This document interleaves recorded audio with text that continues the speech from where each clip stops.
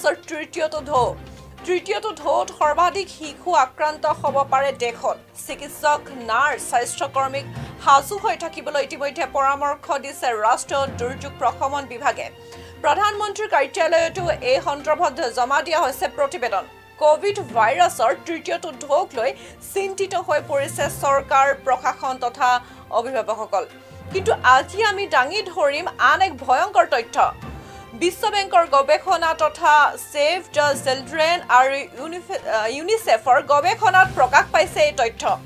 Covid মহামাৰীতকৈ অৰ্থনৈতিক সংকটৰ বাবে খাদ্যৰ অভাৱত অধিক হাৰত মৃত্যু হৈছে শিশুসকল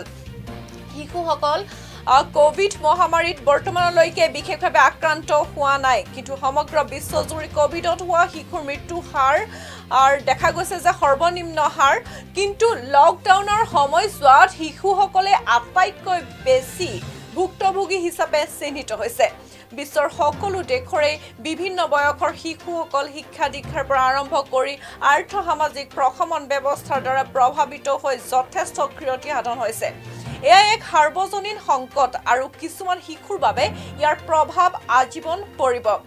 ইফালে কোভিড অতিমাৰীতকৈ লকডাউনৰ সময়ত খাবলৈ নাপায় মৃত্যু হৈছে সৰ্বাধিক শিশু বিশ্ব বেংকৰ গৱেষণাত প্ৰকাশ পোৱা তথ্যই দাঙি ধৰিছে এই ভয়ংকৰ তথ্য কোভিড কালত মহামাৰীৰ বাবে নহয় বিশ্বজুৰি শিশুৰ মৃত্যু হাৰ বৃদ্ধি পাইছে অৰ্থনৈতিক মন্দাৱস্থাৰ বাবে বিশ্বত মৃত্যু হোৱা নৱজাতকৰ 1/3তকৈ অধিক নৱজাতকৰ মৃত্যু ভাৰতত হৈছে বুলি গৱেষণাত প্ৰকাশ পাইছে অধ্যয়নটোত প্ৰকাশিত তথ্য অনুসৰি 2020 চনত কোভিড-19ৰ বাবে সৃষ্টি হোৱা অৰ্থনৈতিক সংকটৰ ফলত নিম্ন আৰু মধ্য আয়ৰ দেশবোৰত অতিৰিক্ত 2,67,208টা নৱজাতকৰ মৃত্যু হৈছিল ইয়াৰে দক্ষিণ এছিয়াৰ 8খন দেশত সৰ্বাধিক হাৰত নৱজাতকৰ মৃত্যু হৈছে বুলি প্ৰকাশ পাইছে তথ্যটোত আৰু লগতে মুঠ মৃত্যু হোৱা 1,13,141টা শিশুৰ 1/3তকৈ অধিক অৰ্থাৎ 99,642টা শিশুৰ মৃত্যু ভাৰতত হোৱা বুলি তথ্যত প্ৰকাশ পাইছে এতিয়া প্ৰশ্ন হয় এই অৰ্থনৈতিক দুৰ্দশাৰ বাবে প্ৰকৃততে দায়ী কোন এই মহামাৰীৰ ক্ষতিকাৰক প্ৰভাৱবোৰ সমাজৰ সকলো স্তৰৰ লোকৰ ক্ষেত্ৰত সমানভাৱে পৰা দেখা নাযায় এই ক্ষতিকাৰক প্ৰভাৱসমূহ দীৰ্ঘদিন ধৰি অব্যাহত থাকিব বুলিও অনুমান কৰা হৈছে বিশেষকৈ আটাইতকৈ দৰিদ্ৰ দেশবোৰত শিশুসকলৰ বাবে আৰু আটাইতকৈ দৰিদ্ৰ চুবুৰীয়া অঞ্চলত আৰু তাৰ সমান্তৰালভাৱে ইতিমধ্যে সুবিধা বঞ্চিত বা দুৰ্বল পৰিস্থিতিত থকা শিশুসকলৰ বাবে আটাইতকৈ ক্ষতিকাৰক হ'ব বুলি ধাৰণা কৰা হৈছে যেহেতু পৰিয়ালবোৰে কোভিড-19ৰ বাবে তেওঁলোকৰ উপাৰ্জনৰ উৎস হেৰুৱাইছে আৰু বিশ্বৰ অৰ্থনীতি মন্দাৱস্থাত ডুব গৈছে অধিক পৰিয়াল আৰ্থিক দৰিদ্ৰতাৰ মাজত জীৱন নিৰ্বাহ কৰিব লগা হৈছে আটাইতকৈ দৰিদ্ৰ পৰিয়ালবোৰৰ বাবে যাৰ সামাজিক সুৰক্ষা প্ৰদান কৰা নাই তেনে ক্ষেত্ৰত পৰৱৰ্তী পৰ্যায়ত পৰিস্থিতি অধিক ভয়ংকৰ হোৱাৰ দিশে আগবাঢ়িছে মহামাৰীৰ ফলত সৃষ্টি হোৱা বিশ্বব্যাপী অৰ্থনৈতিক সংকটে উন্নয়নশীল দেশবোৰত 142 নিযুতৰো অধিক শিশুক ভৱিষ্যতে দৰিদ্ৰ পৰিয়াললৈ ঠেলি দিব পাৰে বুলি অনুমান কৰা হৈছে সেভ দ্য চিলড্ৰেন আৰু ইউনিসেফৰ দ্বাৰা যুটীয়াভাৱে কৰা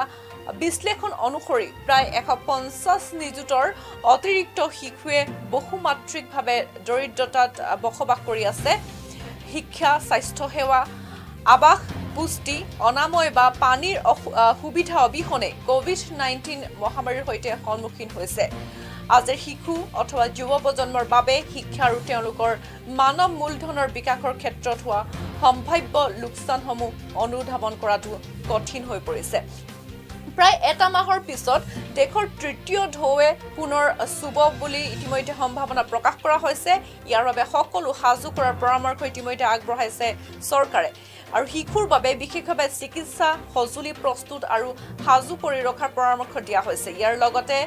ভেন্টিলেশন এম্বুলেন্স আইসিইউৰ বিছনা সাজু কৰি ৰাখিবলৈ পৰামৰ্শ প্ৰদান কৰিছে যেহেতু অক্টোবৰৰ ভিতৰত আহিব পাৰে কোভিডৰ তৃতীয়টো ঢৌ তাৰ পূৰ্বে সকলো ৰাজ্য চৰকাৰ আৰু কেন্দ্ৰীয় শাসিত অঞ্চলক সাজু হোৱাৰ সতৰ্কবাণী ইতিমধ্যে জাৰি কৰিছে ৰাষ্ট্ৰীয় দুৰ্যোগ প্ৰশমন বিভাগে কিন্তু কোভিডৰ প্ৰথমটো অথবা দ্বিতীয়টো ঢৌত কোভিড আক্ৰান্ত শিশুৰ মৃত্যু সংখ্যা কম আছিল যদিও আৰ্থিক অনাটনৰ বাবে বিশ্বজুৰি বৃদ্ধি পালে শিশুৰ মৃত্যুৰ সংখ্যা আৰু ইয়াৰ 2/3 শিশুৱেই হৈছে ভাৰতৰ এই তথ্য আমাৰ নহয় এই তথ্য প্ৰকাশ পাইছে বিশ্ব বেংকৰ গৱেষণাত পুনৰ যদি কোভিডৰ তৃতীয়টো ঢৌৱে কুবাই যায় ভাৰতক তেনেহলে কেনে ভয়ংকৰ পৰিস্থিতি উদ্ভৱ হ'ব হেয়া অনুমান কৰিব পাৰি আনহাতে মোদীয়ে উচ্চতম ন্যায়ালয়ত জনাইছে যে কোভিডত মৃত্যুবৰণ কৰা 21 জন ভাৰতীয় নাগৰিকক 4 লাখ টকা এককালীন সাহায্য দিলে চৰকাৰৰ কোষাগাৰ উদং হ'ব অৱশ্যে আদালতে এতিয়াও গোচৰটোৰ ৰায় দিয়া নাই ইফালে কোভিডৰ তৃতীয়টো ঢৌ যদি সঁচাই আহে তেন্তে কোভিডে নামাৰিলেও এইবাৰ কিন্তু দৰিদ্ৰতাই যে মাৰিব হেয়া খাটাং ধন্যবাদ আপোনালোকে চাই আছিলে নিউজ